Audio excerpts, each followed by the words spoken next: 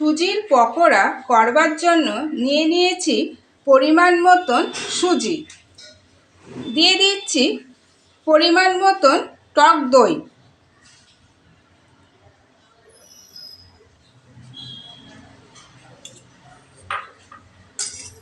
দিয়ে খুব ভালোভাবে মিশিয়ে নিতে হবে। দিয়ে দিচ্ছি পরিমাণ মতন জল, দিয়ে খুব ভালোভাবে ফেটিয়ে নিতে হবে।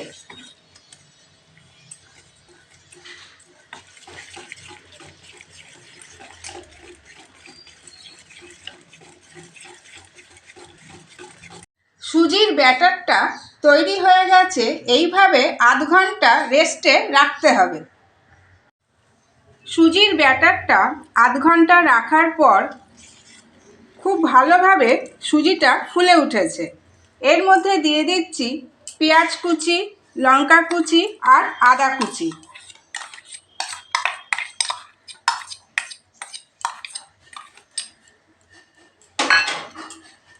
আর দিচ্ছি পরিমাণ মতন নুন।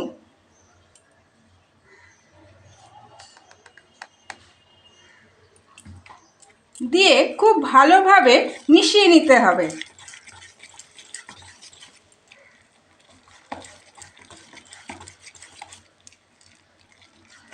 ব্যাটারটা রেডি হয়ে গেছে।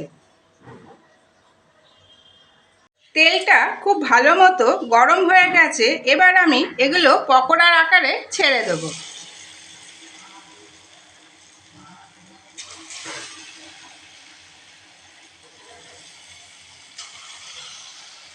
দুপিঠটা খুব ভালো করে ভেজে নিতে হবে।